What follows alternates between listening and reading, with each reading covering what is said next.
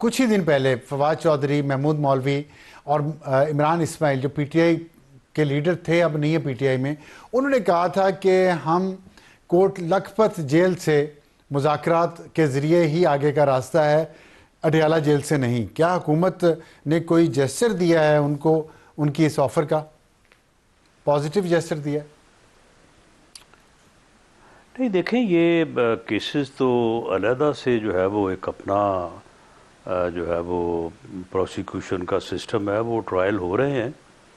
اس بارے میں تو حکومت نہ تو کوئی بات کرنے کی مجاز ہے، نہ ہم نے اس بارے میں کوئی بات کی تھی۔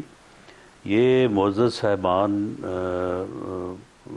فواد چودھری صاحب، مولوی محمود صاحب اور سابق گورنر عمران اسماعیل صاحب تشریف لائے تھے، اور میرے سے اور ایاز صادق صاحب جو اسپیکر قومی اسمبلی ہیں، تو انہی کے آفس میں جو ہے وہ ملاقات ہوئی تھی۔ تو اس میں ان صاحبان کا یہ خیال تھا کہ یعنی مذاکرات ہونے چاہیے، ڈائیلاگ ہونا چاہیے۔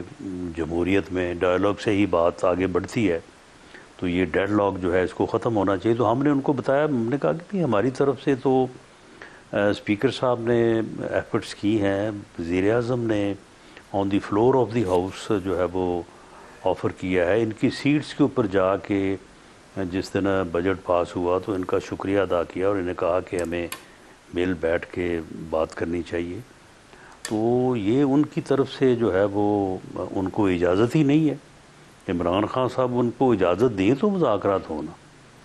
تو ان صاحبان کا لیکن آپ یہ وہ کہہ رہے خیال ہیں کہ تھا آپ کہ ملاقات ہی ان نہیں میں ہونے سے دیتے ان کی۔ کوئی بھی اس قابل نہیں ہے، یعنی نہیں، ملاقات جو ہے وہ ملاقاتیں تو یہ اب کی کہانی ہے نا، اس سے پہلے جو ہے وہ ملاقاتیں جو ہے وہ ہوتی رہی ہیں۔ جو کیسز کا جب ٹرائل ہو رہا تھا اس وقت بھی لوگ روز ان کو ملتے تھے، اور یہ جو میں بات کر رہا ہوں وزیر اعظم صاحب کی طرف سے ان کو مذاکرات کی آفر کی، کیونکہ وہ آج کی بات تو نہیں ہے نا، وہ تو آج سے تقریباً 8 مہینے پہلے انہوں نے غالباً پہلے مارچ میں بات کی تھی، پھر اس کے بعد بنیان المرصوص مارکہ حق کے موقع کے اوپر مئی میں ہوئی بات، اس کے بعد پھر 30 جون کو ہوئی۔